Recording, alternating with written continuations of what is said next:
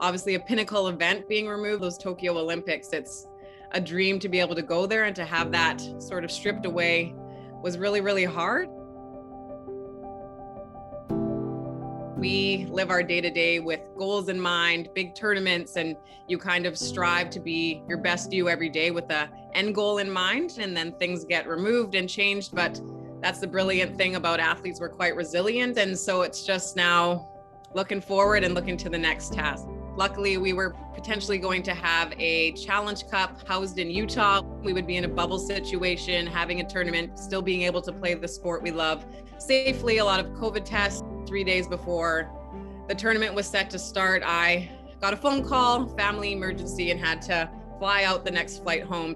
That was really tough for me in the sense that already having the Olympics removed from my summer plans, at least I still had something that I could work towards and build towards, and then to have to miss that as well was just sort of really disheartening, frustrating, and that sense of just what is next for me? Is this it? Is something that just kept playing in my head.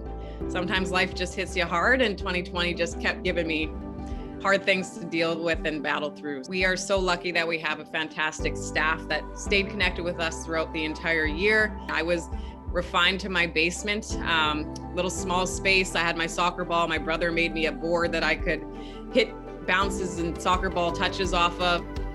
My training coach just sort of adapted my program to what I had available to me in a small space. The mental side of things as well is always a huge conversation to have in general. And then I knew I was sort of struggling with missing out on a lot of things, that confidence side of things, a lot to get through. And so my support team really had my back in helping me through it. For me, it's just given me a new perspective and renewed love for the game. In my long career, I've just found this renewed passion and love for the sport, and being able to go out every day and just be so grateful that I'm able to be in a bubble scenario and be able to work on my game and still be able to do it.